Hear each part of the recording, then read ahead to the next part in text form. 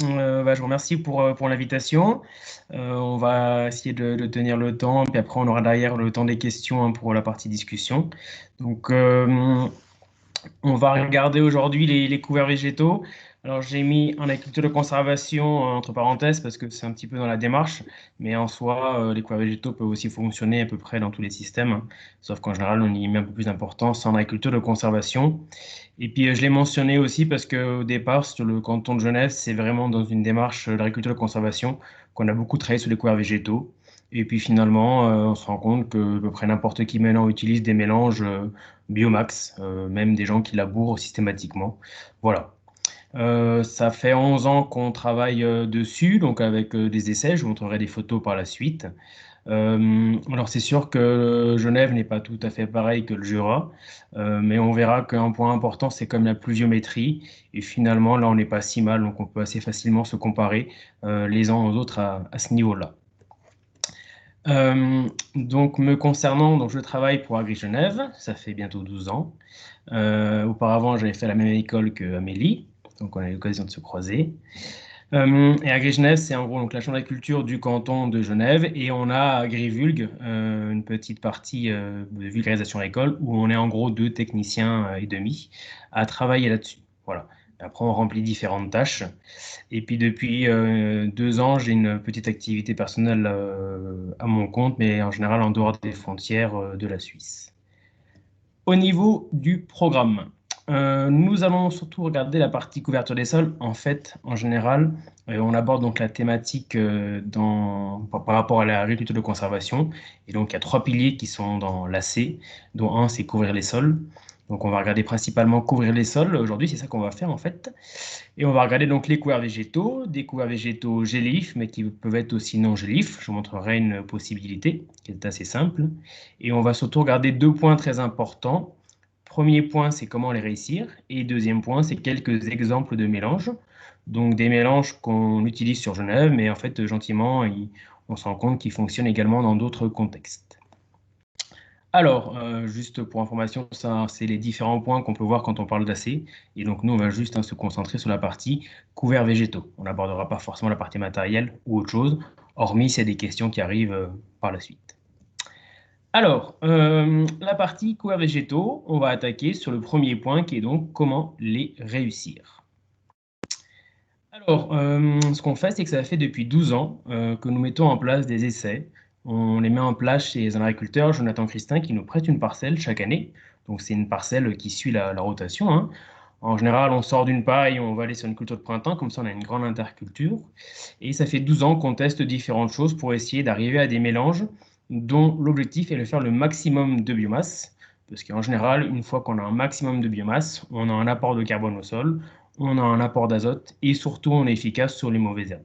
Donc c'est un petit peu la principale idée qu'on cherche à obtenir. Dans nos essais, en général, il y a des bandes qui sont assez simples. Par exemple, on va comparer deux variétés. Par exemple, deux types de radis pour savoir quel radis nous convient le mieux.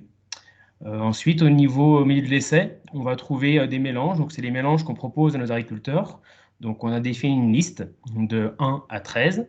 Chaque numéro correspond à une interculture et comme ça, ils peuvent commander le mélange tout prêt sur notre distributeur de la région. Il faut savoir qu'à Genève, on n'a qu'une seule coopérative.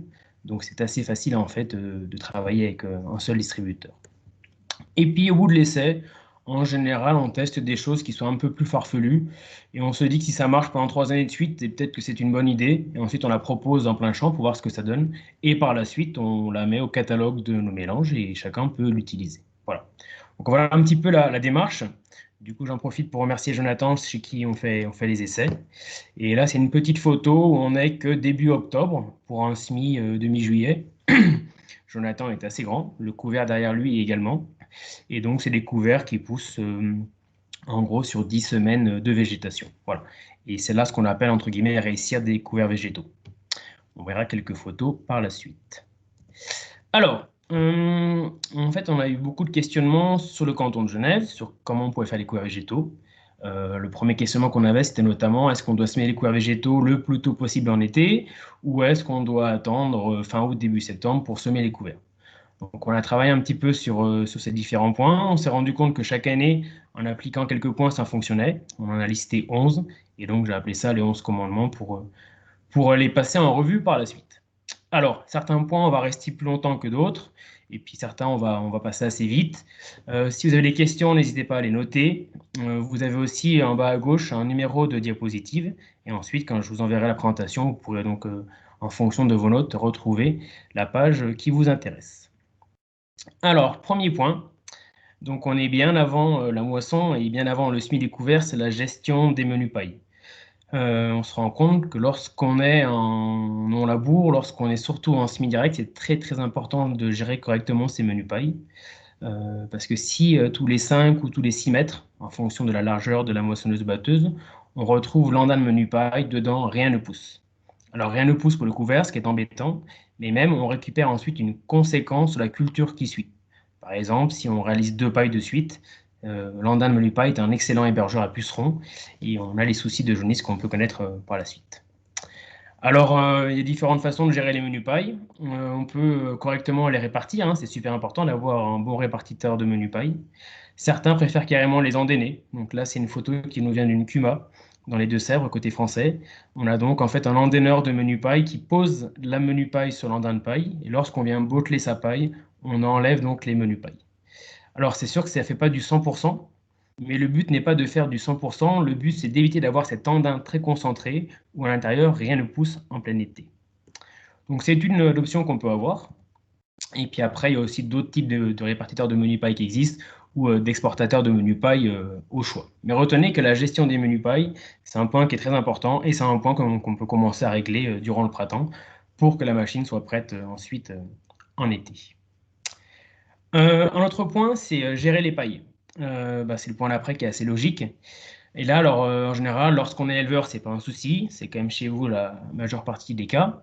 Lorsqu'on est céréalier et qu'on va laisser ses pailles au champ, ça devient assez délicat pour la réussite du couvert. Et en gros, ce qu'on retient, c'est dépendant du type de semoir. Si on a un semoir à disque qui vient semer le couvert, on va essayer de faucher haut, le plus haut possible, pour avoir un minimum de paille posée au sol. Et à l'inverse, si on vient semer avec un semoir à dents, il existe des semoirs à dents pour faire du semis direct, on a plutôt intérêt à faucher à ras et faire un grand matelas de paille. Alors c'est sûr que lorsqu'on enlève ses pailles, hein, la question ne se pose pas. La question c'est si jamais un jour on laisse ses pailles. Je vais juste vous montrer une petite photo. Oh pardon, non j'avais pas mis celle-là, je vais passer. Donc on va repartir du principe que chez vous, vu que vous enlevez les pailles, le souci est vite réglé. Au niveau du choix des espèces, alors là, on pourrait passer de nombreuses heures sur le choix des espèces. Je vais juste vous montrer quelques informations qui sont, à mon avis, assez importantes. Et puis, la principale information qu'il faudrait déjà retenir, c'est que nous avons des légumineuses grosses graines qui sont très intéressantes dans les couverts végétaux et des légumineuses qui sont des grosses graines et qui sont rampantes. Je vais penser notamment au pois fourragé ou à la veste commune. Ce sont deux plantes qui marchent très très bien chez nous, qui sont très performantes. Elles ont un petit problème, c'est leur prix. Et peut-être qu'il faut savoir augmenter un petit peu les budgets découverts pour les réussir. Alors, une petite photo ici. On est en 2013. On est le 15 octobre 2013 dans nos essais. Donc, à gauche, vous voyez un témoin. En fait, on passe le semoir à vide pour créer une petite germination et rien d'autre. Alors là, c'est des repousses de blé, mais c'est aussi un mélange de raies gras et de vulpin. À droite, on a semé une facélie, donc environ 90 francs l'hectare. C'est pareil qu'à gauche, sauf que vous avez dépensé 90 francs l'hectare et vous avez quelques fleurs de facélie. À droite, veste commune. La veste commune est propre, elle couvre le sol complètement. Alors là, ce qui est un petit peu embêtant, c'est qu'on est sur environ du 200 francs par hectare. Et à droite, un mélange biomax à 8 espèces, qui lui est aussi quasiment propre. Et là, le fait qu'on mélange nous permet de redescendre sur des budgets de 120, 130 francs par hectare. Ça, c'est la photo mi-octobre 2013. Et ceci, c'est la photo mi-mars 2014. Donc en fait, on voit l'effet sur la propreté des parcelles. Ce qui était sale à l'automne reste sale au printemps. Et ce On qui n'a était pas bien la développé photo en termes... Pardon? où elle arrive. La photo du printemps, on l'a pas. Ah mince. Ça y est. Ah, il y a un petit décalage ou à chaque fois ou Ouais, pas? visiblement, ouais. En tout cas là. Ah, pourtant, ouais. Ok, bah tiens-moi au courant si vraiment tu vois que c'est illogique entre ce que je raconte et ce que vous voyez. Genève est loin. Ouais.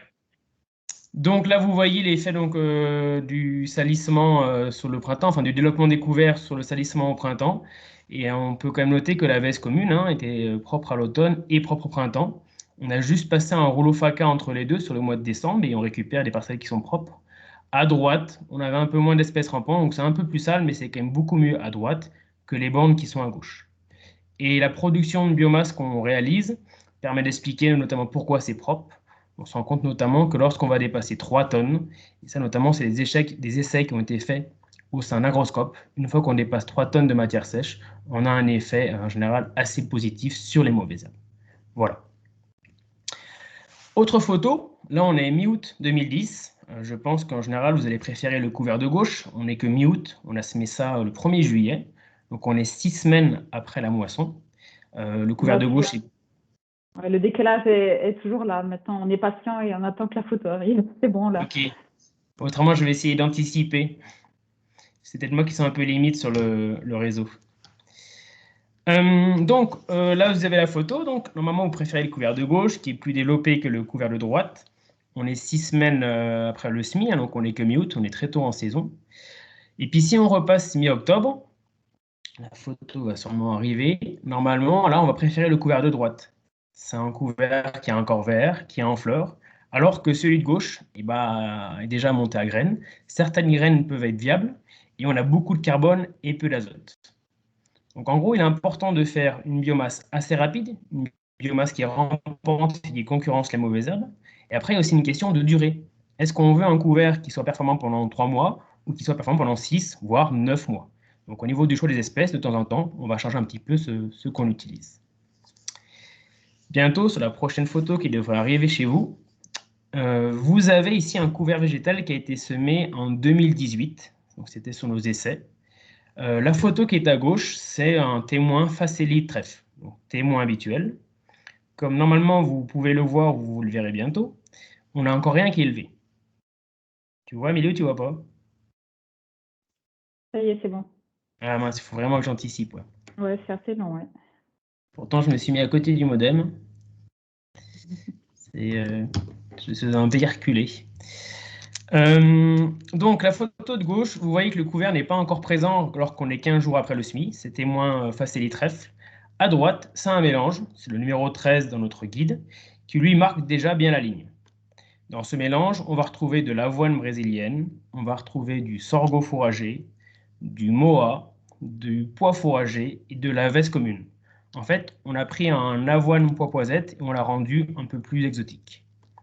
Si on zoome un petit peu, je vais faire apparaître les photos.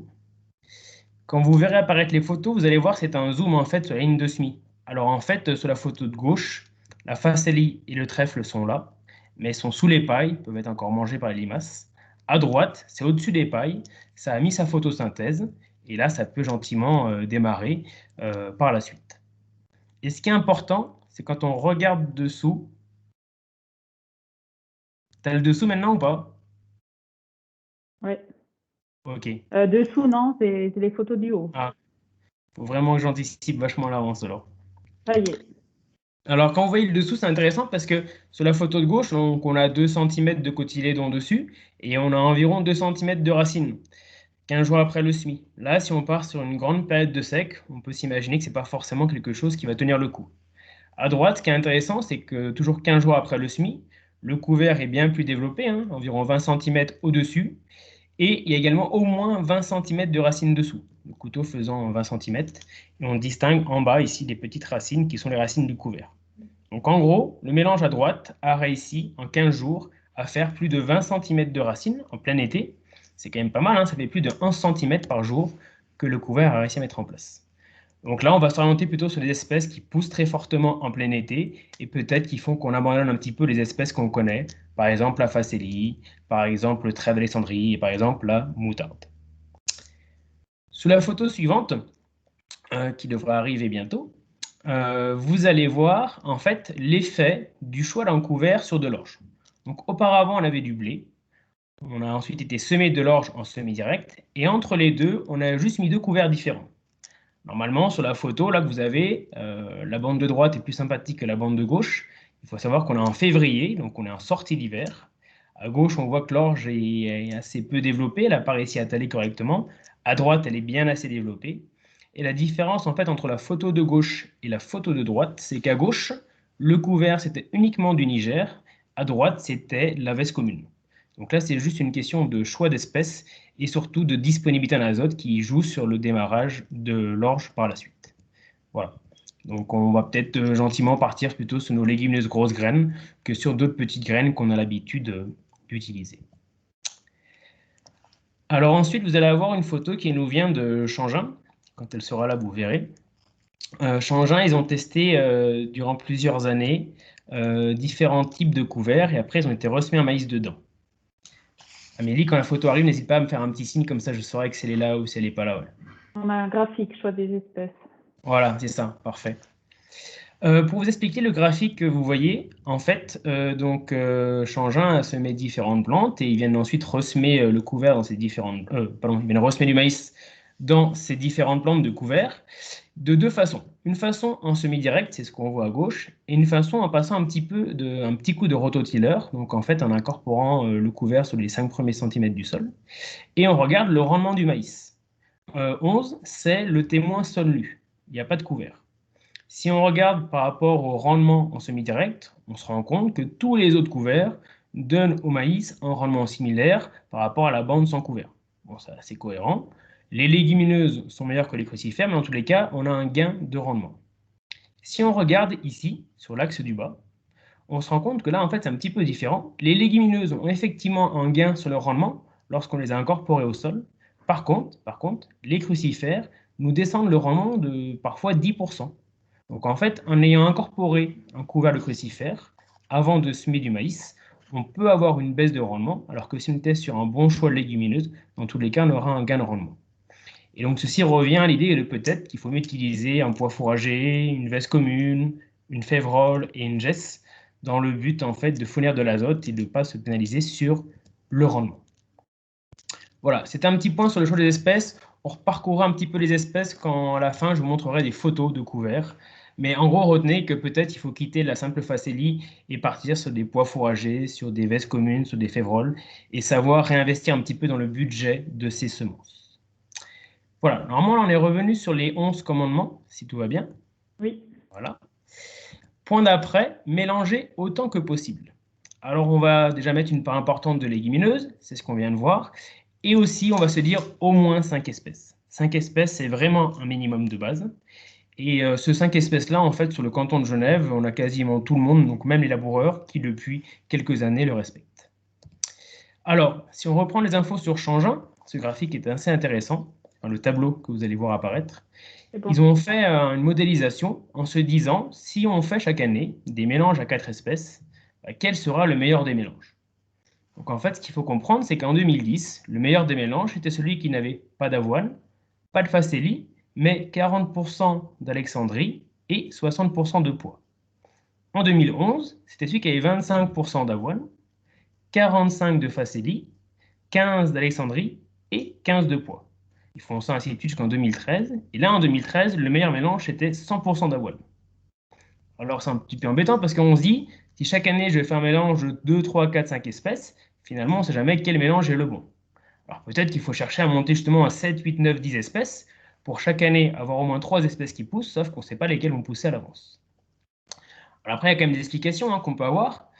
Peut-être qu'en 2013, il y avait un gros reliquat azoté et que l'avoine en a profité, et les légumineuses n'ont pas profité. Or, on se rend compte aussi que les dicotes n'ont pas poussé. Peut-être qu'en 2013, il y avait un gros reliquat azoté et puis une sulfonylurée qui traînait un petit peu dans le sol, et du coup, il n'y a que la graminée qui a poussé. Bref, il y a différentes incertitudes, on a du mal à les connaître auparavant, donc peut-être qu'on a intérêt à mélanger. Donc là, dans quelques temps, vous allez voir apparaître une photo avec 4 photos différentes sur votre écran. Amélie, si tu les vois, première vue, tu ne les vois pas encore. Encore. Donc là, vous allez voir 4 photos différentes. Normalement, quand on est en salle, la question... C'est bon. C'est bon? Normalement, quand on est en salle, la question que je pose, c'est est-ce que ces 4 photos-là sont le même mélange ou non? Et du coup, en général, on a un peu du mal à voir ce qu'il en est, ce qu'il n'en est pas. En fait, les 4 photos que vous voyez ici, c'est le même mélange. La photo est prise 90 jours après le semis, mais sur 4 années différentes. Donc c'est le couvert végétal numéro 6 dans notre guide. Et en fait, on se rend compte qu'en semant 4 fois le même mélange, mais sur 4 années différentes, eh ben, on a 4 photos différentes 90 jours après le semis. Donc c'est jamais les mêmes plantes qui vont s'exprimer en même temps, ça dépend d'année en année. Alors par exemple, 2019, la févrole est magnifique, c'est elle qui nous fait beaucoup de couverts. Mais cette même févrole, on l'avait semée en 18, hein. On l'avait semée aussi en 17, on l'avait semée en 16, et pourtant elle n'est pas venue. En 2018, c'est le sorgho qui fait le couvert au 90e jour. À ce même sorgho, on l'avait semé aussi en 16, en 17 et en 18, pardon, en 19. Ben, en 16, vous voyez, il est ici, petite gelée blanche début octobre, il s'arrête. Voilà, donc en gros, retenez que là, à chaque fois, on a 10 espèces, que sur les 4 années, c'est jamais les mêmes qui poussent, mais on en a moins 3-4, et ces 3-4 nous font du coup le mélange. Donc c'est une certaine garantie. Donc là, après, on va gentiment retourner sur ma diapositive sur les 11 commandements. Vous allez voir gentiment, ça va arriver chez vous. Et on va regarder un point qui consiste à semer le plus tôt possible. Et quand je dis semer le plus tôt possible, c'est quelle que soit la météo. Alors je suis conscient que des fois, quand vous allez sortir de moisson fin juillet et que c'est très sec, on peut se poser des questions. Par contre, lorsqu'on sera sur route, là, de toute façon, il n'y a pas le choix, il faut aller très tôt. Alors, juste une petite comparaison très rapide au niveau météorologique entre Genève et Failly. Est-ce qu'Amélie, vous voyez ou pas? C'est tout bon. Ok. J'ai juste comparé les deux. Donc, en fait, vous voyez, Genève, on est à 1008 d'eau par an, Failly à 1090. Et en température, vous êtes plus froid que chez nous, mais en même temps, c'est pas, enfin, on s'en doutait bien. Mais au niveau pluviométrie, vous n'êtes pas si mal. Nous aussi, on n'est pas si mal, hein. 1000 d'eau, c'est pas mal. Quand on regarde la répartition sur l'année, on n'est pas si mal non plus. Alors bien sûr, c'est des normes. On se rend bien compte que dans la réalité, il y a des grandes fluctuations. Ceci dit, par rapport à ceci, nous, on réussit très bien les couverts semés début juillet. Il n'y a pas de raison que chez vous, ça ne marche pas non plus. Alors peut-être pas début juillet, parce que vous ne récoltez pas vous début juillet. Mais en tout cas, le plus tôt possible après la moisson, il n'y a pas de raison que ça ne fonctionne pas. Petite photo pour expliquer. Donc la photo va arriver. Là, nous sommes sur un essai en 2015. Nous avons semé un couvert à 12 espèces. C'est bon. Il y a une bande qu'on a semée le 15 juillet. Vous la verrez sur votre écran à droite. Et la même bande, on a attendu en fait le retour de pluie conséquente pour semer ensuite la même bande. Donc en gros, il y a une bande qu'on a semée au 15 juillet et le même mélange, on l'a ressemé le 15 août. Là, vous voyez la photo durant le mois d'octobre. Donc il y a une différence de développement forcément, hein. Là, vous voyez les pesées de biomasse au 20 décembre. À droite, où vous les verrez bientôt, du moins. À droite, on a 5,5 tonnes de matière pour la bande semée au 15 juillet. Et à gauche, on a 2 tonnes 1 pour la bande semée au 15 août. Quasiment x3 de différence, juste pour un mois de différence de semis en été. Et normalement, vous avez vu apparaître la pluviométrie, maintenant. Petit graphique sur fond blanc. Au mois d'août, au mois de juillet, on a semé mi-juillet, ici, et on a cumulé à peine 10 litres d'eau. Et sur le mois d'août, on a semé la seconde bande en gros au mi-août parce qu'on nous annonçait une grande perturbation par la suite. Quand on regarde le graphique, là, on pourrait s'imaginer que le semis du mois d'août est mieux placé. Et ben non, au final, c'est le semis dans le sec du mois de juillet qui nous amène une meilleure réussite. On a également retesté la même chose cette année. Vous allez voir, normalement, la photo va apparaître. On a semé une bande le 20 juillet et on a ressemé une bande le 15 août. Et la photo que vous voyez est prise fin septembre. Alors, vous voyez sur la photo que la bande de droite est bien plus développée que la bande de gauche, pour 25 jours de différence. Et au niveau des biomasses, on a une différence de x5. Donc retenez que c'est très très important de semer le plus tôt possible en été. Et vous pouvez vous dire qu'en gros, un jour en été, ça équivaut à 3 jours en octobre par rapport aux sommes de température. D'où l'idée de venir semer le plus tôt possible. Et là, je vous ai rajouté la pluviométrie qui devra arriver gentiment. La bande semée le 20 juillet a été semée sur le mois de juillet, donc, et on n'a que 8,6 litres qui sont tombés en juillet, donc c'est quand même pas beaucoup. Et la deuxième bande qui a été semée le 15 août, sur le mois d'août, là, on récupère 74 litres d'eau. Voilà. Donc retenez quand même que le semis dans le sec en été a mieux fonctionné que le semis au mois d'août sur des sols un peu plus humides. Une prochaine photo va arriver, c'était pour illustrer une situation d'éleveur assez séchante. La photo vient de la Marne, chez Kevin Morel, donc on est tout au nord de la France. C'est une photo du mois de novembre, c'est le 2 novembre 2019. Là, vous avez les genisses qui sont en train de pâturer le couvert. Alors, c'est sûr que, en fait, en été, plus l'eau arrive tard, plus le couvert pousse tard. Peu à peu, là, vous allez avoir sur le bas la photo du 17 octobre qui va arriver. Le 17 octobre, le couvert commence à peine à pousser, alors qu'il a semé ceci le 24 juillet. Et le couvert est assez petit, en gros, il est à mi-jambe des bovins. Et le 2 novembre, comme il a pris de l'eau, d'un coup, il explose. Donc, c'est sûr que la végétation est un peu tardif. Ce qui est assez intéressant, c'est que lorsque vous allez voir la photo du semis de Kevin, vous allez voir l'état du maïs dans la parcelle d'à côté lorsqu'il sème son couvert le 24 juillet. Première vue, Amélie vient de voir la photo. Ouais. Donc, vous voyez, le maïs est en train de faner. Il se dit, OK, je vais quand même semer mon couvert. Ça nous donnera le résultat qu'on voit à l'automne. Et puis, ce qui est intéressant, c'est en haut à droite, vous allez voir apparaître la pluviométrie. Il a eu sur juillet, août et septembre 71 litres d'eau. Donc, ça fait en gros 26 litres par mois. Donc, c'est très, très peu. Même pas, ça fait à peine, non, c'est plutôt 23 litres d'eau par mois. Donc, c'est très, très peu. Et vous voyez aussi en bas à droite la photo du 20 mars, où en fait, il y a encore un couvert qui est présent. En fait, l'idée, c'est qu'on fait un premier couvert qui est gélif, et là, entre autres, qui sera pâturé par les jaunisses. Et dans ce premier couvert gélif, on rajoute du seigle et de la baisse velue qui, elle, ne gèle pas, et on redémarre durant l'hiver pour nous faire une deuxième végétation au printemps. On reviendra là-dessus juste après.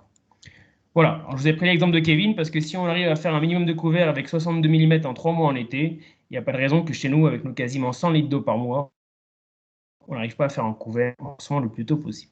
Alors d'autres points vont passer plus rapidement. On va s'arrêter un petit coup sur le point semer profond au besoin. Je ne sais pas si tu vois le point apparaître, Amélie. Oui, c'est bon. Alors, les photos, on va arriver par la suite. La photo de gauche que vous allez voir, c'est le semis de cet été. On a semé le 21 juillet, notre plateforme de couvert. Et comme vous pouvez le voir sur la photo, on a semé à 5 cm et demi. OK? Donc, c'est très profond, hein. Et ceci pour toutes les graines. On ne différencie pas les tailles de graines. Donc, les bandes sont semées avec un semoir à dents à 5 cm et demi au 21 juillet. Le 25 juillet, sur la photo de droite, vous allez voir que nous avons le radis fourragé, qui a déjà fait quasiment 3 cm de germe. Alors, il en reste encore autant à faire pour passer la surface. Et le 28 juillet, quand la photo arrivera, Bon. vous allez voir que 7 jours après le semis, à 5 cm et demi, on a un seigle qui pointe accompagné d'un radis fourragé. Donc, ça veut dire que ces plantes ont fait quasiment 6 cm de germe. On peut facilement s'imaginer, et je n'ai pas été gratté, que dessous, on ait au moins le double de racines qui sont déjà en place. Et au niveau pluviométrie, juillet n'était pas forcément très intéressant en 2020 chez nous. On a eu que 8 litres et demi d'eau sur le mois de juillet. On a semé le 20 juillet ici. Le soir, on a un demi-litre d'eau pour à peine mouiller le semoir. Et la photo que je vous montre du 28 juillet, elle est juste prise ici, donc juste avant le 1er août. Et là, le 1er août, on prend 20 litres d'eau. Donc, quand vous voyez la photo du mois de juillet, du 28 juillet, avec des petites plantules, lorsqu'on récupère ensuite 20 litres d'eau, là derrière, c'est l'explosion du couvert et le couvert se met en place. Voilà. Donc, c'était un petit point pour illustrer qu'il faut semer profond, qu'il ne faut pas avoir peur, surtout si c'est sec. Et puis, regardez la photo normalement qui va arriver de fin septembre. À gauche, c'est la bande semée à 5 cm. Et à droite, c'est... Tu la vois? Oui. Ok. À gauche, c'est la bande semée à 5 cm. Et à droite, c'était la bande voisine. On avait remonté un petit peu le semoir, semé à 3 cm. On se rend compte que finalement, il y a une petite différence sur le couvert. Et c'est le couvert semé le plus profond, qui est plus en avance sur le couvert semé à 3 cm. Et on a une petite différence de biomasse d'environ 1 tonne. Voilà. Bon, au final, la biomasse se gommera. Arrivé à Noël, on verra plus de différence. Mais c'est pas inintéressant de noter qu'en semant profond, en fait, on arrive à avoir un couvert qui se développe tout aussi bien, voire même mieux. Voilà, donc c'était le point semer profond. Les autres points, je vais les passer plus rapidement. Il y a notamment l'idée de rouler les semis. En été, je ne vais pas vous expliquer pourquoi. L'idée d'être propre de mauvaises herbes, c'est important. Vous pouvez mettre 300 francs de semences par hectare. Si vous partez sur une chaume qui est sale, ça restera sale. Pensez à l'anti-limace, c'est bluffant des fois, même dans le sec, hein, les limaces sont encore là. Et dès qu'une petite plantule de pois fourrage élève, elles sont là pour la manger de façon très rapide. Fertiliser. Alors bon, il faudra voir dans les prix, mais fertiliser en couvert en plein été, c'est pas ridicule, surtout si on a un organique. Et dernier point, qui est détruire en gros ces couverts à pleine floraison. Donc c'est-à-dire qu'on ne va pas attendre les gelées du mois de janvier. Si le couvert est en pleine floraison mi-novembre, on vient le stopper. Voilà. Mais volontairement, je vais passer là-dessus. Et ça va nous permettre, pour terminer, d'aller voir quelques exemples de couverts végétaux en photo. On va donc passer aux exemples de couvert végétaux qui était le deuxième point de ce soir. Ou est-ce qu'on prend quelques questions, pas Amélie, avant? Alors, dans le chat, il n'y en a pas. Si jamais c'est le moment ou jamais de lever la main. Mais sinon, continue. Je vais continuer, puis on pourra prendre les questions après. Ouais. Ouais. Alors, je vais vous montrer quelques mélanges qu'on a. Donc, en fait, on s'est dit on va faire un mélange de base. C'est un mélange, en fait, de 5 plantes ici qui correspond, en fait, à toutes nos intercultures. Et l'idée, c'était qu'on puisse le produire en grande quantité et que si des gens souhaitent, ils puissent ensuite rajouter leurs semences de ferme dedans, par exemple. Et puis ce couvert de base-là aussi, on le conseille aux gens qui sont laboureurs en leur disant bah, arrête une simple facélie et pars sur ce mélange-là. C'est le même prix, mais comme il y a 5 espèces, on va gagner quand même en productivité. Alors le couvert, on ne va pas rentrer dans le détail parce qu'on a un guide si jamais sur notre site où tous les mélanges sont indiqués et puis vous aurez la présentation. Retenez juste qu'il y a 5 espèces qui sont dépourvues de légumineuses grosses graines, mais c'est quelque chose de simple pour faire un peu plus de biomasse qu'une simple facélie. Si on regarde les pesées de biomasse, on était à 4 tonnes 4 ici, avec un C sur N à 25 qui est un peu trop haut. On préfère un C sur N de 20. On a différentes valeurs de fertilisants qui sont dedans. Ce sont des analyses issues dans la boue. Et c'est intéressant de comparer avec notre témoin facélie à côté, qui était beaucoup plus sale, et surtout qui était à 3 tonnes de matière, avec un C sur N encore plus haut. Voilà. On va retenir 3 tonnes pour la facélie, 4,4 pour notre mélange de base, et on va comparer ensuite à 2 autres mélanges. Et donc ce mélange de base, l'idée c'est qu'il nous serve de base en fait à différents couverts qu'on peut faire, que ce soit des couverts très courts ou des couverts beaucoup plus longs. Voilà. Alors, un mélange beaucoup plus volumineux, c'est un mélange qu'on va placer en fait avant les céréales d'automne.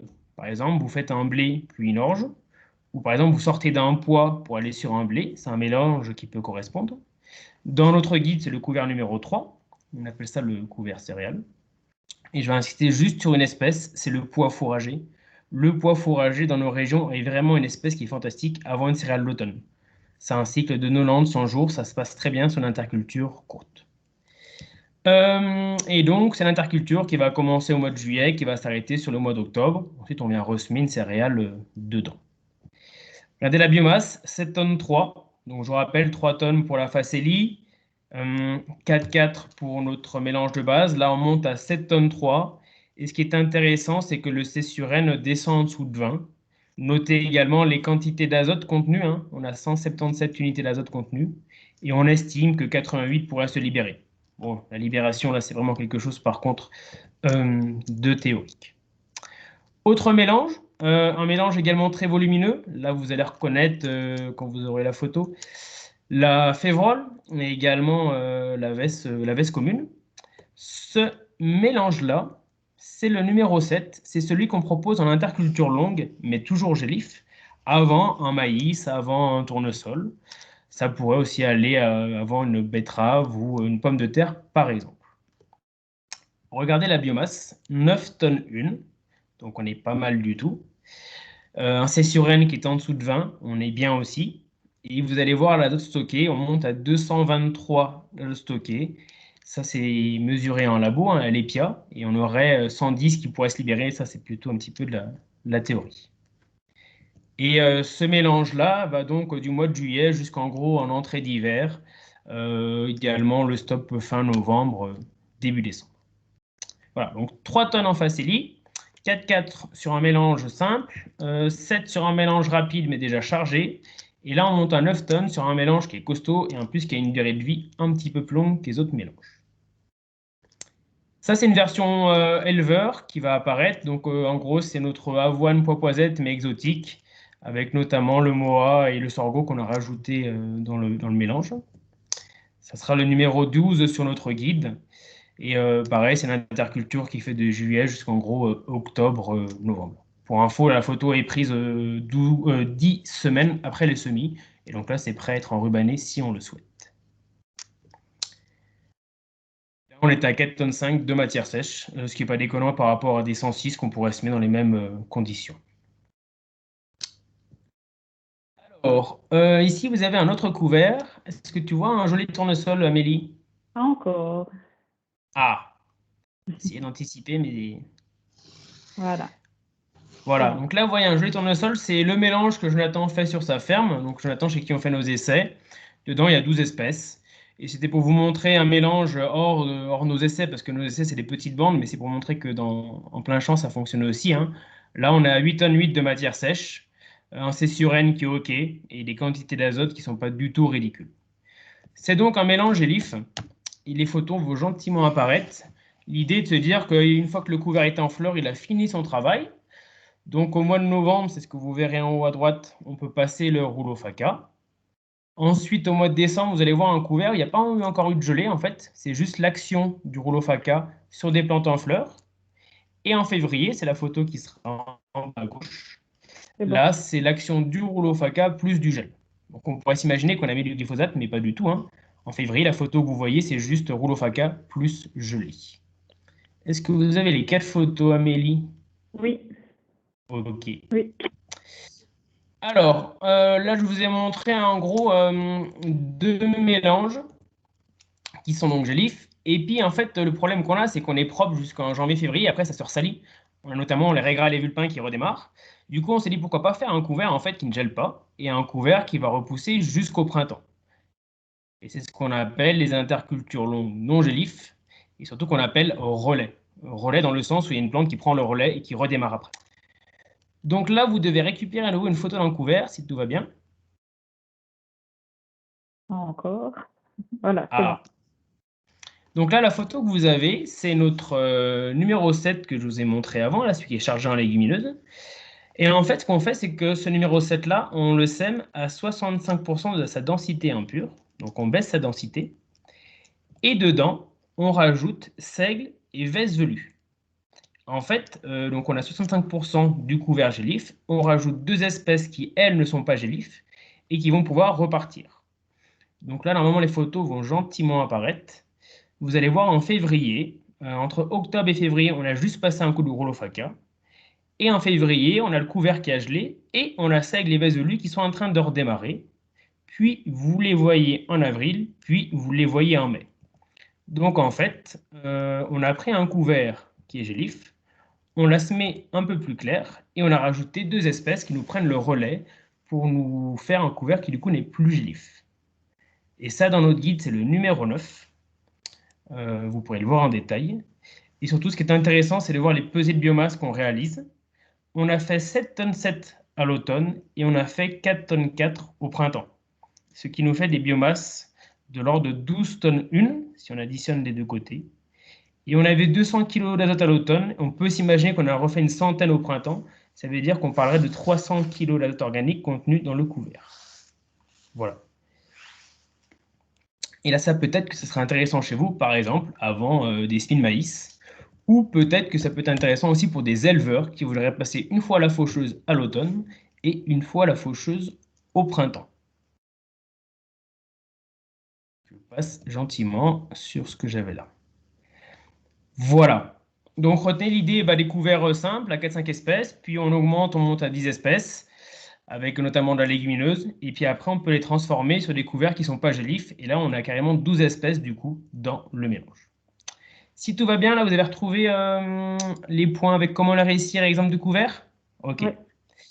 Ça va gentiment nous emmener à la conclusion.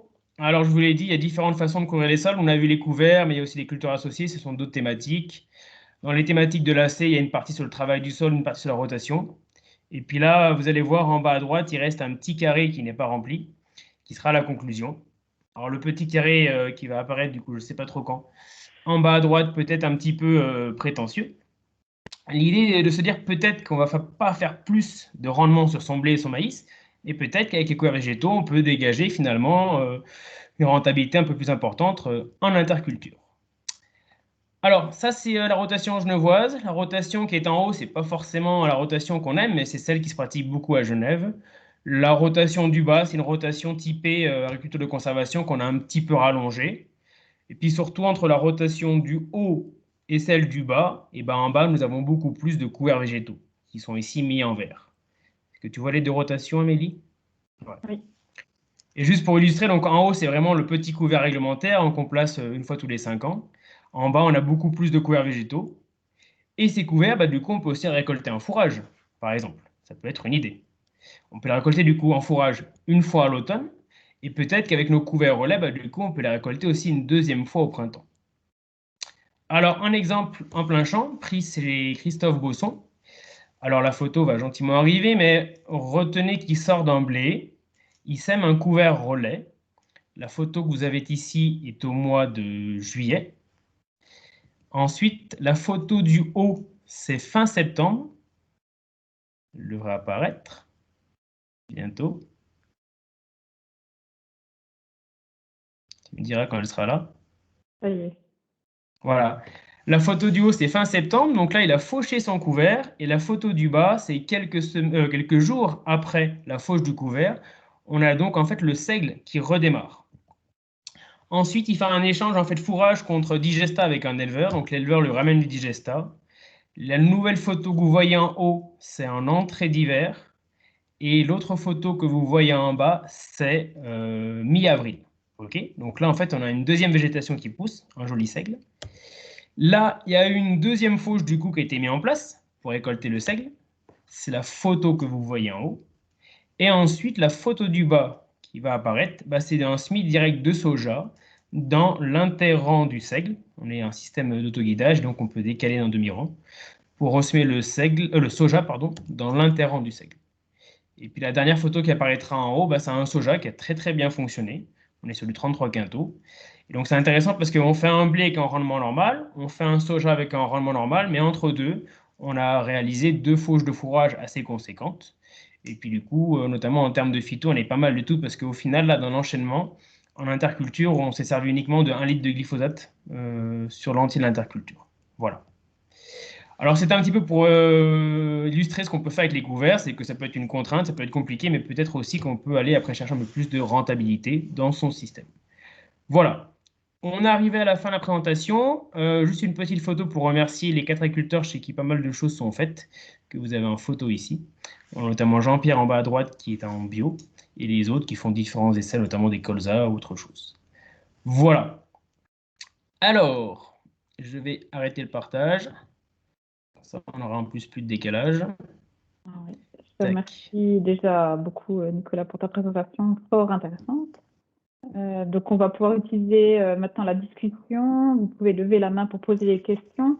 Je souligne la présence aussi pour compléter la discussion d'Ophélie, qui est toujours par là, je pense, Sosé de l'EPIA, si jamais.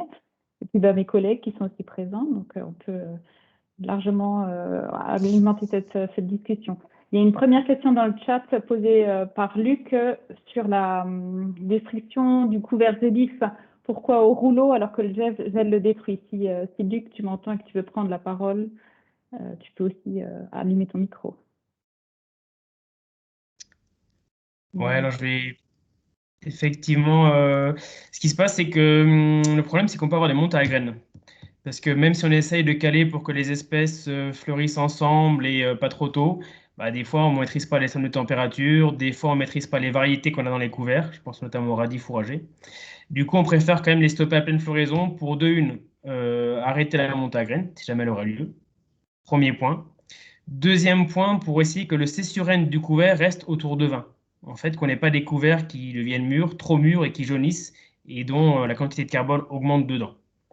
Et troisième point, parce qu'à pleine floraison, c'est comme là où c'est le plus efficace. Et puis du coup, on est sur le mois de novembre, on n'est pas sur le mois de janvier, ou peut-être des fois c'est un peu trop humide. Voilà. Donc en gros, les 3 raisons, c'est éviter les montées à graines, essayer de maîtriser le cessurène, et puis parce que la pleine floraison en novembre, ça se passe bien le roulage. Voilà.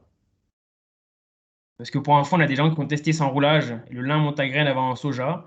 À la fin, ça finit en lin avec un petit peu de soja, par exemple, au printemps. C'est des petits détails comme ça qui nous ont fait penser là-dessus. Voilà. Ok. Tu peux ajouter quelque chose, Luc? Tu le micro coupé, si jamais. Pas Luc. C'est bon, là, tu m'entends? Oui, super. Non, mais c'est tout bon, merci, c'était une bonne réponse. J'ai toutes les Parfait. infos. Nickel. Alors, on a Fabrice aussi, tu poses la question sur les essais terre vivante. C'est comme ça que je le comprends, la quantité de matière sèche dans nos couverts. Alors, on n'a pas fait d'essais de mesure. Par contre, Luc Scherer, là, pour le coup, tu peux compléter parce qu'il y a quand même eu des pesées de biomasse qui ont été faites. Moi, je ne les ai pas. Ouais, alors les quelques pesées qu'on a fait au mois d'octobre, on était à 5 tonnes de matière sèche. Après, Ophélie, peut-être que toi, tu peux compléter avec le travail de Julien. Peut-être que tu as des meilleures valeurs que moi. Micro. Ophélie, micro. Ophélie. C'est moi, c'est le soir. Je pense qu'on allait de 1 tonne à 3 tonnes de matière sèche hectare sur les 5 à 10 parcelles qu'on a faites qui étaient assez diversifiées. Voilà, c'était l'année dernière pour le coup. Et du coup, juste pour info, les couverts, c'était les couverts à 2, 3, à 10 espèces ou c'était quoi? Alors, en ce qui nous concernait, il y avait plusieurs. C'était assez varié en termes de nombre d'espèces. Il y en avait qui allaient jusqu'à 10 et certains qui étaient à 3. Donc, si vous voulez le détail, je vais fournir la diapo là dans le chat, par exemple, pour voir la répartition. Juste par rapport aux pesées que je vous ai montrées, en fait, on les a fait 3 années de suite, les pesées. Donc là, je les ai montrées la dernière année. Mais globalement, on retrouve les mêmes grandeurs d'ordre. Ça va de 2 tonnes pour un petit couvert à maximum 12 pour un gros couvert, quoi. Voilà. Et nos collègues vaudois, sur les altitudes similaires, ont réussi à avoir des choses préparées aussi. Ouais. Je vais aussi rechercher, on avait sur la plateforme d'AgroFree à Courtedoux en 2018, on avait une collection de couverts, on avait fait des mesures de biomasse. Donc, c'est des couverts qui avaient été aussi semés directement après la moisson. Et on avait fait les pesées de biomasse à peu près 3 mois après. Mais voilà, je le cherche et je vous les transmets. En attendant, il y a Claude André, tu posais des questions sur la profondeur de semis, où tu peux peut-être prendre le micro, je pense, pour expliquer ta question.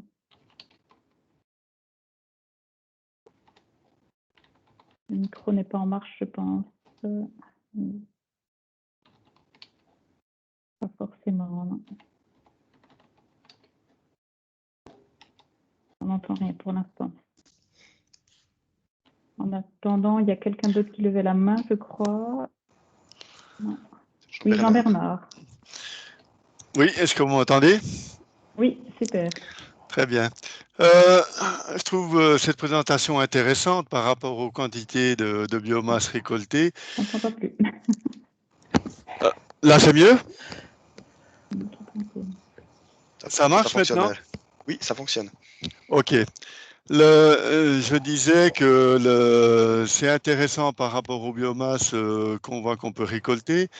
Il y avait peut-être juste j'y vois une contradiction par rapport à la dernière conférence qu'on a fait au niveau de ce qu'on voulait améliorer au niveau de terre vivante, c'est la matière organique dans le sol. Alors, si on sème ces couverts pour finalement aller les récolter, est-ce qu'on ne perd pas le bonus qu'on voudrait faire avec la matière organique?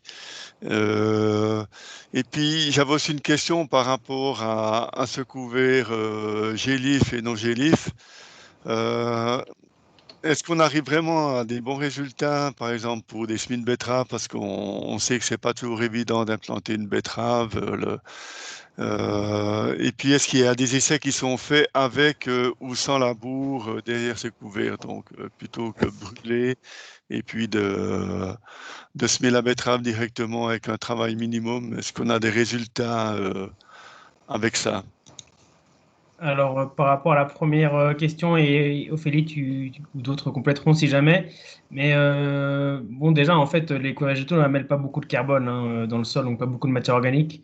Par rapport des colzas à 35 ou 40 quintaux, par rapport à des maïs grains à 100 quintaux. Hein. Donc, c'est pas une si grande source d'entrée. C'est bien, hein, ça en amène, hein, mais pas autant que d'autres cultures que peut-être on a déjà. Donc, déjà, petit bémol là-dessus. Après, nous, on se dit, en fait, on a des sols qui sont très dépourvus en matière organique. On est encore pire que vous, je me permets de dire. Et en fait, on se dit, par contre, il faut beaucoup d'azote pour recréer de la matière organique. Et vous avez vu, quand je vous parle de 200 à 300 unités dans les couverts, en fait, on ne les prend pas du tout en compte dans les plans de fumure. Mais on se dit que en fait, c'est l'azote qu'on va ramener et qui nous permet, grâce à l'absence de travail du sol, aux pailles qu'on laisse au sol ou au compost qu'on ramène, de recréer de la matière organique. Donc en fait, les couverts, on les voit plus comme une porte d'entrée d'azote organique pour faire la matière organique que réellement comme un apport de MO. Mais bon, ça en amènera quand même. Après, si on va l'exporter, c'est vrai que c'est un peu embêtant de l'exporter, mais en même temps, au niveau carbone, c'est plutôt les parties racinaires qui font en fait de la matière organique et pas tant les parties aériennes. Surtout si on les enfouit pas.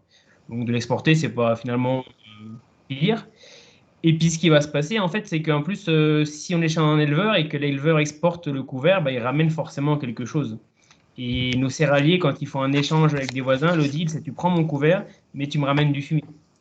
Ça, c'est obligatoire. Il n'y a jamais le couvert qui passe sans un apport de MO. Donc l'idée, c'est quand même de boucler la boucle. Voilà. Ça, c'était par rapport à la MO. Je ne sais pas si, Ophélie, tu veux rajouter un point peut-être? Non, effectivement, l'importance de ce qui reste au niveau racinaire est pas du tout négligeable, voire même égale à ce qu'on exporte. Donc du coup, ça, c'est important. Et puis, la littérature montre très bien que le carbone organique du sol, via les couverts, augmente grâce au temps de couverture et à la biomasse qu'on récolte. Bien sûr, c'est mieux si elle ne la récolte pas, mais on ne peut pas forcément. Donc voilà, je confirme. Et puis un truc qui était intéressant, c'est qu'on se rend compte que quand on sème des 106 à côté dans nos essais, alors nous on est à Genève, on est dépourvu de matière organique, on n'a pas de lisier ou de fumier, donc on est aussi pauvre en azote. Les 106, ils sont plutôt à 2 tonnes de matière sèche, alors qu'en couvert qu'on fait est plutôt à 4. Donc il y a aussi le gain quand même pour l'éleveur, hein, même si on enlève au sol. Voilà. Par rapport aux betteraves, alors on n'a pas beaucoup de betteraves à Genève, mais dans tous les cas, je déconseillerais de faire un couvert non gélif. Parce qu'en fait, le couvert non gélif, la partie relais, la partie production de biomasse au printemps, elle se fait très tard au printemps. En fait, elle se fait ces jours. Elle se fait sur avril, mais surtout sur les premiers jours de mai. Le couvert explose vraiment ces jours-là. Et il y aura une betterave, si on veut la semer en février-mars. Oui, il y aura un couvert qui fera 10 cm d'eau avec un peu les racines. Le problème, c'est que là, le couvert, on en a pour environ 100 francs par hectare. C'est des espèces qui coûtent cher. Et je préfère que vous restiez sur un couvert gélif, qu'on stoppe fin novembre, et puis on oublie la partie vivante. Donc, je ne prendrai pas la partie couvert non gélif pour faire une betterave. Voilà. Et ensuite, non, on n'a pas d'essai de semis avec ou non travail du sol parce que du coup, on n'est pas non plus une station et on s'est dit, en fait, on va partir du principe que le semis direct marche. Mais la question qu'on veut résoudre, c'est comment faire pour que ça marche. Donc, on ne fait jamais de comparaison labour ou pas labour. Peut-être qu'on a tort, hein, d'ailleurs, mais on n'est pas en capacité de faire ceci, quoi. Donc, c'est vraiment mis dans une optique, c'est du pur semis direct sous couvert. Voilà. Ok, merci. Pardon, j'ai juste une remarque par rapport à ça, si je peux compléter. Pour ce qui est du travail du sol, surtout avant le semis, parce que dans tes diapos vers la diapo 20, là, tu dis qu'il faut semer le plus tôt. Mais ce qui est aussi important, c'est de ne pas travailler son sol plus profondément que la profondeur du semis, parce que sinon on crée une rupture de capillarité qui fait qu'en cette période d'été, c'est vraiment trop grave de rompre cette capillarité de l'eau qui remonte et donc d'empêcher le semis de bien se passer. Exact. Et juste alors à ce moment-là, pour ne pas travailler son sol, on a un excellent produit qui s'appelle le Glypho, hein. Donc on va travailler à 1 litre. On est à 1 litre, 1 litre et demi, pas plus, en bas volume. Donc on est en dessous de l'homologation, hein. L'homologation suisse, c'est 2 litres. Donc on serait hors la loi avec ce qu'on fait. Ça marche très bien. 1 litre de Glypho en été marche très bien. Et si jamais pour les bio, le challenge, ça serait de scalper à 5 cm et de venir du coup poser la graine à 5, vu qu'on sait qu'à 5, ça lève quand même. Alors après, c'est la théorie, hein, parce que réussir à tout scalper à 5, ça demande un terrain plat et plein de choses qui sont très compliquées. Mais voilà, en gros, une petite remarque là-dessus. Ouais. Mais tu as raison, effectivement. Ouais. Les huiles essentielles pour désherber, c'est déjà, tu as déjà vu des essais ou bien? J'ai vu un reportage l'autre jour, il disait que ça marchait. J'ai vu des essais, ouais, j'ai pas vu l'efficacité. Par contre, je vais être provocateur, mais 1 litre de glypho adjuvanté avec de l'huile tout court d'ailleurs fonctionne très bien et c'est super écologique. Mais c'est pour lancer le débat si jamais on s'ennuyait ce soir. Voilà. On va d'abord commencer par les autres questions. Je crois que Claude, tu as réussi à allumer ton micro. Tu peux prendre la parole. Oui, bonsoir. Vous m'entendez? Oui, parfait. J'étais dans mes notes. Donc, où je suis surpris, c'est la technique de semis en profond. Ça fait plusieurs années, même très longtemps, qu'on a l'habitude de semer des couverts. J'ai toujours plus ou moins réussi à faire 40 et 50 quintaux de matière sèche au mois de novembre. Mais comme vous l'avez dit, c'est surtout démarrer tout de suite dès que la culture est enlevée. Ça, c'est... Et puis, j'ai l'habitude de quand même travailler 3 à 4 cm le sol et le semer presque à la volée. Et c'est surtout de rappuyer le sol. Mais j'ai pris note qu'on peut essayer de semer plus profond. Ouais, en fait, votre remarque en fait, travailler à 3-4, c'est bien parce que du coup, ça coupe la capillarité juste sur le dessus, donc c'est pas si mal quand même, hein. Et puis, ce qui est important, c'est de couper à 3-4, mais pas de couper à 10, comme l'a dit Ophélie, parce que là, on pose la graine dans une zone qui est complètement asséchée. Et ce qui vous avait dit, ce qui est super important, c'est aussi de rappuyer, hein. Tous les semis, on les rappuie, hein. Même semer à 5, on rappuie. Après, juste, si vous voyez que vous avez la fraîcheur à 2, bah, semez à 2, hein. L'idée de semer à 5, c'est vraiment si on est en condition séchante, mais c'est ce qu'on a quand même de plus en plus. Voilà. Et puis peut-être pour essayer, suivant comment vous semez à la volée, c'est en gros, je pense que vous faites tomber les graines derrière le déchômeur, c'est ça? Exact, exact. Vous pouvez aussi vous dire d'essayer de faire tomber les graines devant le déchômeur et donc de les enterrer en fait carrément à 3-4 avec le déchômeur. Des fois, c'est bluffant comme ça fonctionne bien. Ouais. Merci. De rien, ouais. Ok. Michel, tu as levé aussi la main. Il y a eu une réponse de Luc dans le chat par rapport à la problématique abeille. Effectivement, on a déjà pris la dernière fois un petit peu. Oui. Je ne sais pas si tu veux quand même... Oui, bonsoir. Effectivement, j'ai voulu poser cette question parce que, bon, j'ai trouvé ce soir très intéressant en verset couvert, parce que je ne m'étais jamais très intéressé comme on en entend parler ce soir.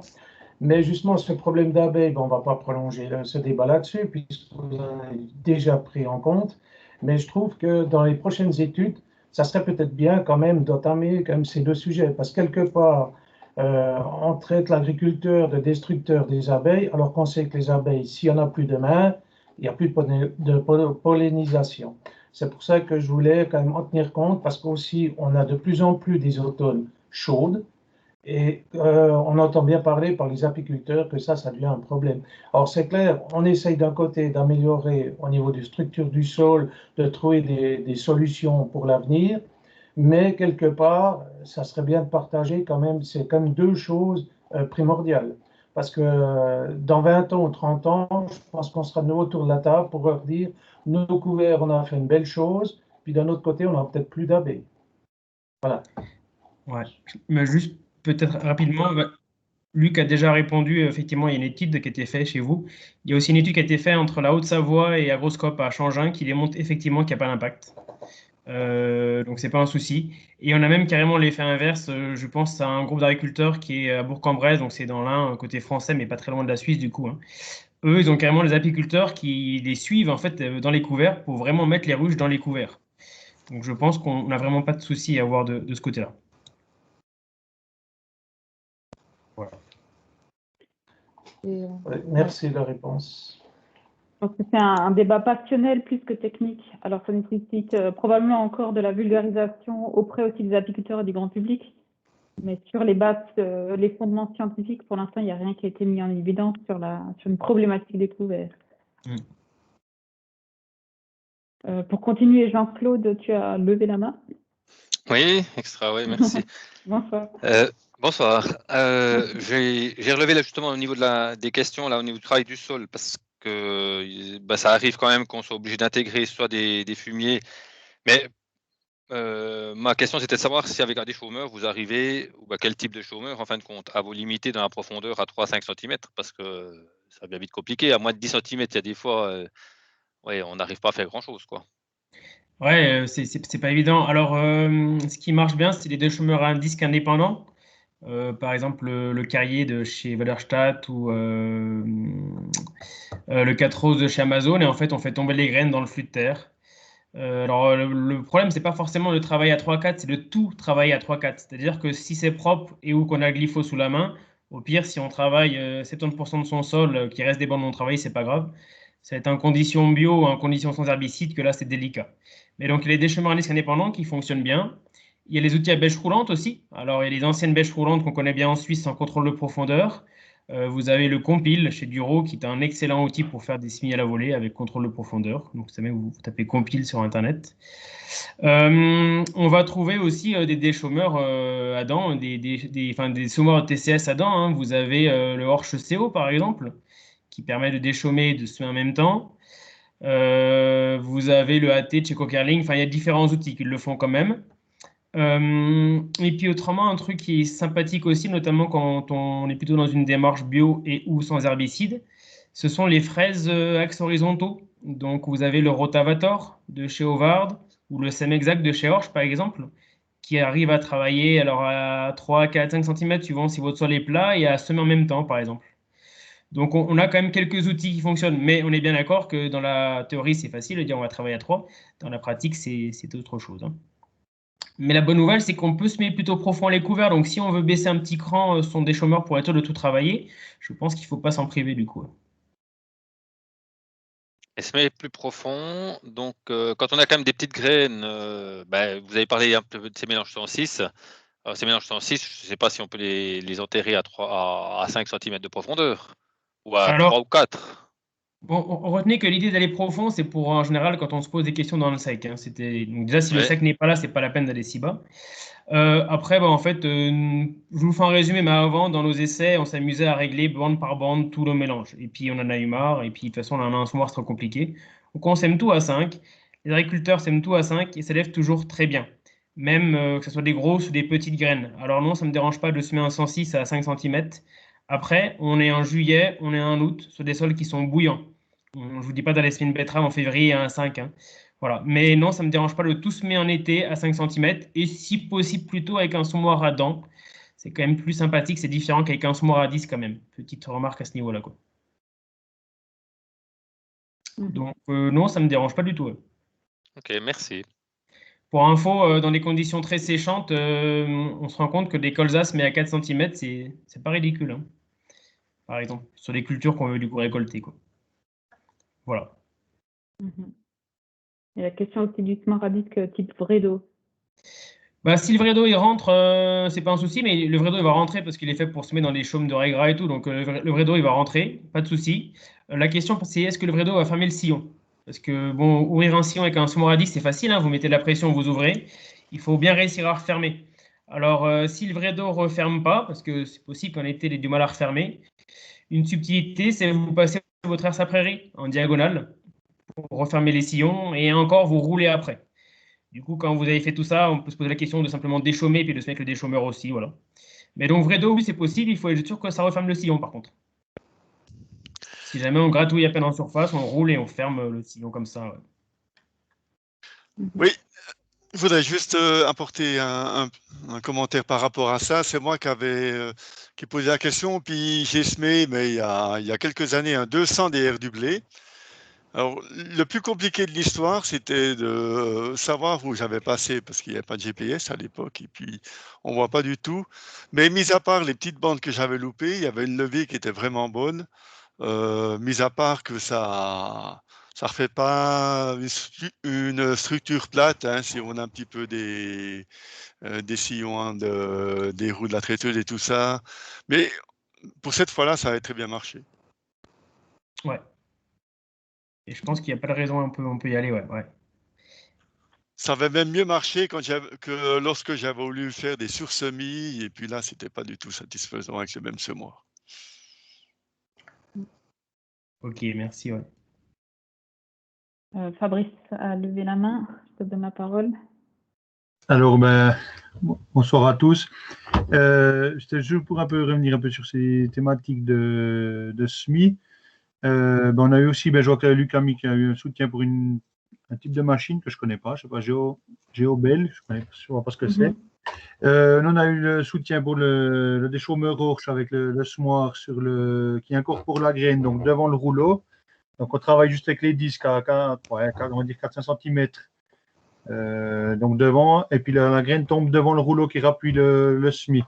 Puis après ça, encore on roule avec un Cambridge pour vraiment tout rappuyer. Mais on voit que l'effet, surtout quand on sème avec des températures de 25-30 degrés, qu'on évite de ressécher en, par exemple, déchaumant, puis on repasse encore une fois peut-être avec un smore conventionnel ou autre, peut-être qu'on a une étape supplémentaire qui peut encore ressècher un peu plus le sol, quoi. Et puis ça, on l'a remarqué aussi, la clé, c'est de semer dès qu'on a récolté, quoi. C'est pas toujours simple en moisson, mais voilà, on essaye, quoi. On essaye.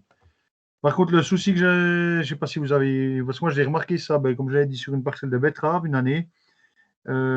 Est-ce que quand vous semez des couverts comme ça tôt, est-ce que vous n'avez pas plus de problèmes de parasites dans la culture suivante? Je ne sais pas si vous avez une expérience ou un retour de ces couverts-là chez vous. Alors, bon, ce qui se passe, c'est que, en fait, globalement, parce que là, on est sur des situations, nos parcelles d'essai, mais aussi pas mal d'agris qui sont dans ces systèmes-là avec des gros couverts, sont sur du semi-direct à long terme. Donc là, on essaie certains sur 11 ans de pur semi-direct. J'ai envie de vous dire que globalement, oui, on se crée beaucoup de soucis avec de nombreux parasites. Et je ne saurais pas vous dire si c'est lié au gros couvert ou lié au semi-direct. Mais oui, le fait de vouloir améliorer la vie de son sol, on n'améliore pas que des animaux qu'on apprécie, hein. Il y a aussi des limaces, il y a aussi des taupins, des choses comme ça. Alors, je ne pourrais pas vous dire s'il y a plus uniquement avec les couverts ou si c'est couvert plus semi-direct. Mais ouais, on s'est créé des soucis, on s'en crée encore au niveau des ravageurs, hein. Je ne vous dirai pas non là-dessus, ouais. Pas forcément vous aider du coup comme réponse, mais il faut le savoir, quoi. Non, c'est tout bon. C'est tout bon. Alors, c'est vrai qu'on avait remarqué, nous, qu'on avait un bout de parcelle qui était. C'était justement récupérer la menu paille. Où c'est qu'on a récupéré la menu paille? Il y a beaucoup de repousses de colza. Le couvercle, c'était quasiment pas développé. Et puis l'autre, c'était 9 mètres de large en bout de champ. Et puis la partie où c'est que le couvercle s'est développé, alors là, les betteraves, elles avaient été poussées par on suppose, le taupin, de la frutigérelle, et puis enfin, il y a en tout cas 3. Et puis de la tipule aussi. Donc il y a en tout cas 3 insectes qui étaient bien présents dans le couvercle, quoi. Et puis c'est vrai que c'est assez net, quoi. C'est assez net. On favorise pas que la bonne biodiversité, malheureusement. Ouais. Donc, il faut s'attendre à quelques petits dégâts. C'est clair. Merci de la réponse. Ouais, de rien, ouais. Ok. Est-ce qu'il y a encore des questions, des remarques? Il n'y a plus de main levée, il n'y a plus de commentaires. Est-ce qu'il y a quelqu'un qui aimerait prendre la parole? Dans le chat, il y a un certain nombre de documents, de liens qui ont été mis sur des pesées. Alors, moi, j'ai mis les pesées de Courtedoux 2017. Luc a partagé ce que c'était cette fameuse machine. Ophélie aussi, tu as partagé des pesées de biomasse pour donner un petit peu ce qu'on a pu mesurer dans la région aussi. Donc, vous retrouverez ça aussi dans le fil de discussion. Je permets juste une petite remarque, comme il y avait des questions sur le matériel. Juste retenez que quelque chose qui est très efficace et qui coûte pas cher, c'est les semoirs à dents, hein, les semoirs de semi-direct à dents fines, hein.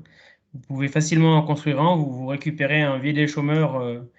Idéalement, vous prenez des déchômeurs qui ont une dent qui bouge d'avant à l'arrière. Ne prenez pas une dent à queue de cochon qui peut bouger de gauche-droite. Vous prenez une dent qui, de par sa sécurité, bouge avant-arrière. Vous avez les Vibroflex, par exemple, de chez Kongskill, ou les Stripel aussi, ceux qui ont des gros ressorts de sécurité, là. Et en fait, vous mettez une pointe fine, ça coûte une centaine de francs par élément. Dessus, vous lui greffez une trémie. Alors, si vous avez une trémie frontale, vous prenez votre trémie frontale et vous greffez ça là-dessus. Vous semez, vous roulez, et franchement, vous avez un semoir de semi-direct. En 3 mètres, si vous avez mis 5000 francs, vous avez déjà sorti un gros budget, quoi. Alors, ça ressemble à pas grand-chose, on est bien d'accord, mais ça marche très très bien. Puis après, vous pourrez semer vos cultures avec, hein. Et vous avez un semoir de semi-direct pour 5000 francs. Et c'est tellement moche et tellement simple qu'on dit que ça ne marchera jamais, mais ça marche bien, hein. Ça marche même très bien, hein. Si jamais, les exemples qui traînent sur Internet, on trouve plein de choses, quoi. Voilà. Et en été, c'est beaucoup plus efficace que des semoirs à disque à 100 000 francs les 3 mètres. Il y a Michel qui a levé la main, du coup, je peux te donner la parole. Oui, merci. Juste une question, Nicolas. Est-ce que c'est possible que tu envoies sur Amélie la séance que tu as préparée, parce que j'ai trouvé très important, et puis qu'on puisse, pour celui qui le veut, retélécharger ton dossier que tu as préparé pour cette séance? Je mets un PDF et je transfère, ouais. Ok, merci. Et la séance est enregistrée, donc si vous voulez re-regarder aussi la présentation de Nicolas avec les explications, vous pourrez aussi la revisionner. On vous enverra le lien soit demain, soit la semaine prochaine. Jean-Bernard, tu souhaitais aussi encore intervenir? Par rapport à ce problème d'insectes non désirables dans ces couverts, Est-ce que, alors là, si on exporte le couvert, on a réduit le problème des insectes ou pas? Ouais, bon, en fait, je pense que le problème des insectes, c'est les couverts, mais c'est aussi le semi-direct, hein. C'est que les deux vont ensemble, mais je ne saurais pas dire si c'est plus l'un ou l'autre, donc c'est les deux. Si on exporte le couvert, ouais, pour certains cas de figure, on va réduire un petit peu le souci, parce qu'il y a moins à manger en surface, tout ça. Mais surtout, ce qui va se passer, c'est qu'on va remettre beaucoup plus de soleil au sol. Et du coup, je pense que par conséquence, la culture va pousser plus vite. Et peut-être qu'elle se défendra mieux par rapport aux ravageurs. On voit ça surtout sur les semis au printemps. On essaye de semer des sojas en semi-direct dans des seigles qui font 1,50 m de haut et de rouler le seigle pour qu'il nous fasse un paillage. Ça, c'est le truc génial. Bon, on se rend compte quand même que si le seigle, on l'a désherbé au glyphosate 15 jours avant ou si on l'a fauché exporté, ça marche quand même beaucoup mieux, quoi. Donc je pense qu'il n'y a pas vraiment d'impact direct sur le ravageur. Et je pense que surtout, il y a un impact sur le démarrage de la culture. Et beaucoup de gens pensent que c'est quand même là-dessus qu'on a intérêt à jouer, c'est se dire qu'on ait des cultures qui démarrent très vite et très bien. Et c'est là où je reviens encore un petit peu sur les smoradans. Ils ont souvent une ligne de semis qui est quand même plus sympa que les smoradisques, donc ça démarre mieux. Sur la fertilocalisée aussi. Fertiliser en localisé avec les bons éléments pour que ça démarre vite, ou différentes choses comme ça, quoi. On a des gens aussi sur le maïs, hein. Le maïs, c'est un souci avec le topin et d'autres choses. Des gens qui racisent bien des maïs en SD sont à semer en ce moment là, des maïs à 1 cm, donc 1 cm de profondeur, hein, pour que le maïs il sorte tout de suite, quoi. Voilà, donc ouais, le problème, sincèrement, le problème ravageur, ça va être compliqué de le résoudre quand on ne travaille plus ces sols. Je pense qu'on a intérêt à se dire, mais qu'est-ce qu'on pourrait faire pour que la culture pousse plus vite que le ravageur, en fait? C'est plutôt ça qui serait peut-être intéressant. Voilà. Et puis, il faut savoir qu'il y aura des pertes, ouais, de toute façon. Il faut quand même le savoir dès le début, quoi. Il y aura des pertes en cours. Merci. Ça marche. D'autres questions encore, Marc, pour profiter encore de la présence et du temps que Nicolas nous consacre pour cette soirée. En tout cas, pour l'instant, ça a été très riche. Il y a eu beaucoup de choses, très concret aussi. Je pense que c'est vraiment bien intéressant. Il n'y a plus forcément de remarques. Je pense qu'on va... J'ai une petite question, mais par curiosité. Nicolas, tu parlais de fraises éventuellement avant le semis. Est-ce que tu as pu observer, je ne sais pas, dans certaines textures très limoneuses, que ça affinait peut-être dangereusement le sol et provoquait un peu d'érosion ou je ne sais quoi? Ouais, l'exemple qui vient en tête, c'est alors on n'est plus du tout dans la région, on est en Sarthe, donc on est proche de la Bretagne si vous voulez. C'est des sols très limoneux, c'est 60% de limon et 10 d'argile. J'ai une connaissance qui refraise depuis 2-3 ans, après 15 ans de SD, donc avec des gros taux de MO en surface. Bah, pour l'instant, ça tient. C'est-à-dire qu'il n'y a pas de battance, autre chose, mais il laisse toutes ses pailles au sol. Ouais. Il laisse en fait, il fraise, mais une fois qu'il a fini de fraiser, on voit quasiment pas le sol encore. C'est-à-dire qu'il y a tous les résidus qui sont encore dessus. Parce que l'avantage de la fraise, c'est qu'elle n'enfouit pas le résidu, elle le lève en l'air. En fait, le résidu, elle l'envoie en l'air. Et après, retombe d'abord ce qui est lourd, donc la terre, et après les pailles. Donc il fraise, mais le sol n'est pas nu après le fraisage. Et puis, il a concentré énormément de carbone depuis 15 ans aussi, quoi. Alors, c'est peut-être différent que de fraiser après un blé où on a exporté les pailles et sans accumulation de MO en surface. Ouais. Voilà. Ouais. Du coup, Fabrice a encore levé la main. Fabrice? Oui, j'ai une question par rapport vous avez une donnée des couverts que vous faites par rapport aux hauteurs et puis au type d'espèce. Je vous explique pourquoi, parce que je fais un peu particulier, c'est que j'essaye de faire 3 cultures sur 2 ans. Donc ça veut dire que je sème de l'eau, je sème des tournesols accompagnés du mélange terre vivante avec 9 espèces juste derrière le semis. Si ça passe, j'essaie de récolter le tournesol. Mais le seul souci que j'ai, c'est que j'ai typiquement, quand j'en semence très tôt comme ça, j'ai les facélies, puis j'ai je ne sais plus quelle espèce encore qui viennent très hautes et puis qui se retrouvent dans le tournesol pour battre et qui me posent un peu souci. Et puis je chercherai des espèces qui créent bien de la biomasse, mais qui restent, on va dire, en dessous d'1 mètre de haut, quoi, si on veut. Alors je ne sais pas si vous avez une donnée pour ça dans les types d'espèces que vous avez testés. Si, alors, si, la question est bonne. Après, bon, il faut déjà se dire, on ne pourra pas faire un couvert de 10 tonnes de matière sèche et faire 20 quintaux de tournesol. On fera choisir entre l'un ou l'autre. Mais quelque chose qui irait bien avec le tournesol, vous avez la lentille qui va bien. Vous avez le bois protéagineux qui va bien aussi. Le fenugrec aussi. Donc on a lentille, pois prot, pas les pois fourragés, hein, pois protéagineux, fenugrec. Vous avez les trèfles d'Alexandrie. Vous avez aussi la gesse qui vont bien ensemble, mais j'en mettrai qu'une ou deux espèces et des toutes petites densités parce que le but c'est quand même que le tournesol pousse. Donc voilà ce qui pourrait fonctionner. Après, autre chose qui semble assez intéressant, en fait, je vous ai montré les couverts relais. Vous avez un premier couvert qu'on laisse au sol, puis un deuxième couvert redémarre au printemps. Et du coup, là, on a testé de faire une double culture relais. C'est-à-dire, on récolte une double culture au lieu d'écraser le couvert au sol. Et après la récolte, du coup, un couvert redémarre. Et donc là, ce qui semble intéressant, c'est le seigle. Parce que le seigle, en fait, c'est une plante qui est notée 0 en alternativité. Donc c'est une plante, même si vous la semez au 15 mai, elle ne va jamais monter avant Noël parce qu'il lui faut du froid. Donc le seigle avec le tournesol irait bien. Je vous ai parlé de la veste velue là sur une photo. Alors la veste velue, c'est un peu agressif. Donc j'enlèverai la veste velue et je mettrai du trèfle incarnat. Donc en gros, vous avez deux options. Soit vous faites des choses qui sont totalement gélifs, et vous allez faire tournesol plus lentilles, alexandrie, gesse, fenugrec ou pois prot. Et puis quand vous récoltez le tournesol, après ça va geler et puis c'est fini. Ou autrement, vous faites quelque chose qui n'est pas gélif.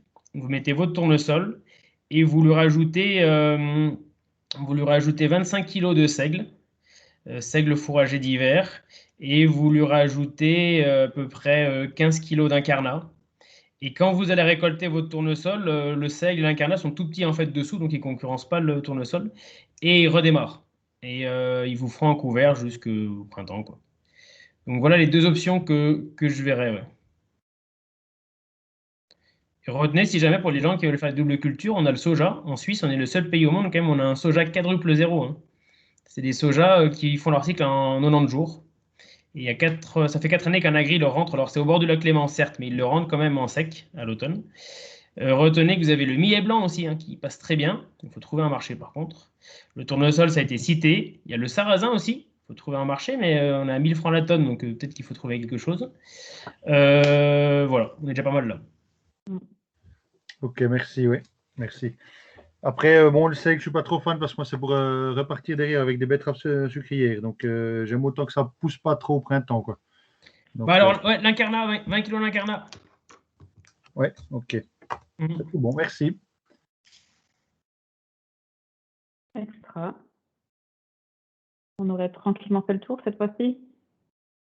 Le dernier moment, si vous avez encore une question, avant qu'on fasse la clôture. Est-ce que mes collègues souhaitent apporter quelque chose et pas passer la parole au départ de la séance à Luc et aux collègues? Ophélie, tu as pu intervenir. Est-ce que Luc, tu souhaites apporter quelque chose encore?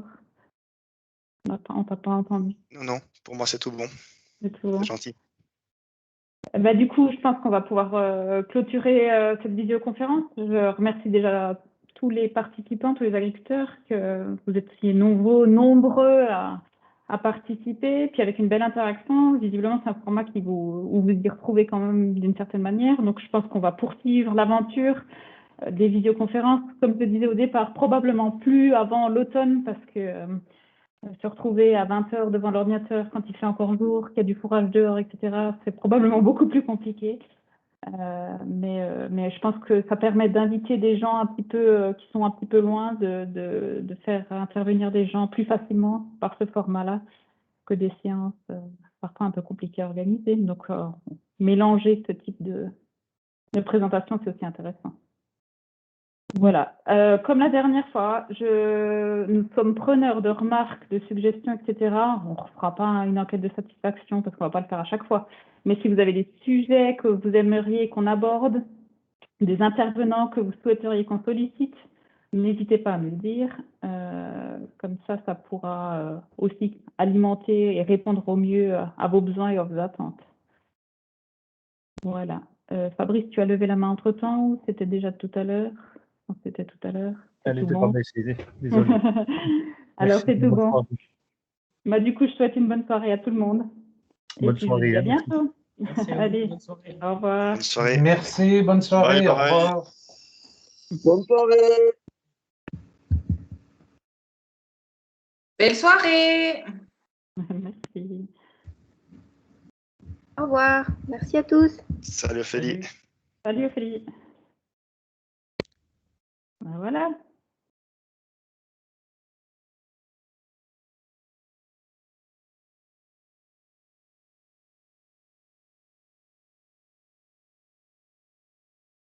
Très intéressant.